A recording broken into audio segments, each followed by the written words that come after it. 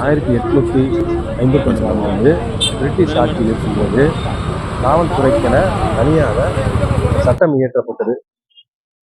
அந்த சட்டம் மக்களுக்கு எவ்வாறு பாதுகாப்பு வழங்குவது, சட்டம் ஒழுங்கை எப்படி சீர்படுத்துவது, அந்த நடைமுறைக்கு வந்தது.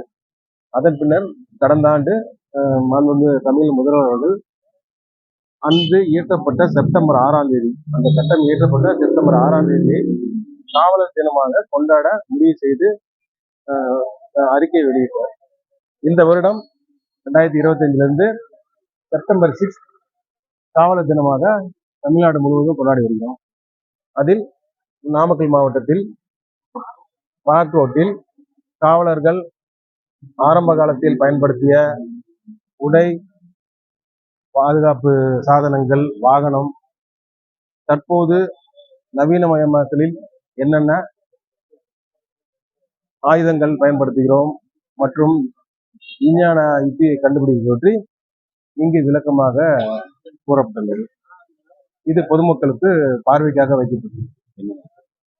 இங்கு ஆரம்ப காலத்தில் ஆங்கிலேய காலத்தில் பயன்படுத்தப்பட்ட 303 துப்பாக்கியில் இருந்து தற்போது ஸ்னைப்பர் என்கிற கிட்டத்தட்ட 800 மீட்டர் தூரத்தில் சுடக்கூடிய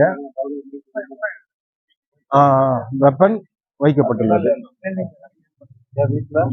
அதுபோக நம் நாட்டில் உள்நாட்டில் தயாரிக்கப்பட்ட ஆயுதங்கள் மற்றும் கண்ணீர் புகை குண்டுகள் அனைத்தும் இங்கு பொதுமக்கள் பார்வைக்காக வைக்கப்பட்டுள்ளது.